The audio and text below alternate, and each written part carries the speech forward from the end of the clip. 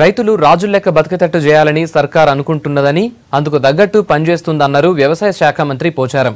కామారెడ్డి జిల్లా బీర్కూర్ మండలం తిమ్మాపూర్ల మన రాష్ట్రం మన వ్యవసాయం కార్యక్రమంలో పాల్గొన్నారు. యంత్రలక్ష్మి కింద రైతులకు ట్రాక్టర్లు వంచిర్రు మంత్రి.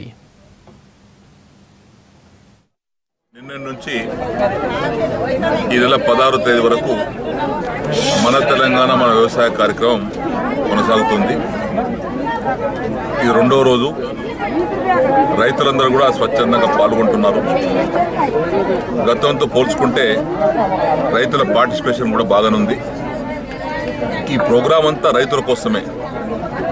రైతులకు రాష్ట్ర ప్రభుత్వం ఏ రాయితీలు ఇవ్వబోతున్నాం, ఏ రాయితీలు ఇస్తున్నాం, ఏ విధంగా వారికి సహకారం ఉండాలనే సంకల్పంతో ఈ యొక్క ప్రోగ్రాం జరుగుతూ ఉంది.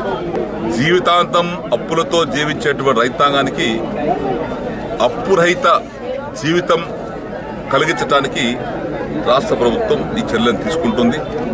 దేశంలో ఎక్కడలేని విధంగా గౌరవ ముఖ్యమంత్రి గారి యొక్క నాయకత్వంలో, కేసీఆర్ గారి నాయకత్వంలో ఎకరానికి 4,000 రూపాయలు వానకాలం పండిస్తే వానకాలం ఇస్తున్నాం, యాసంగి పండిస్తే యాసంగి ఇస్తున్నాం.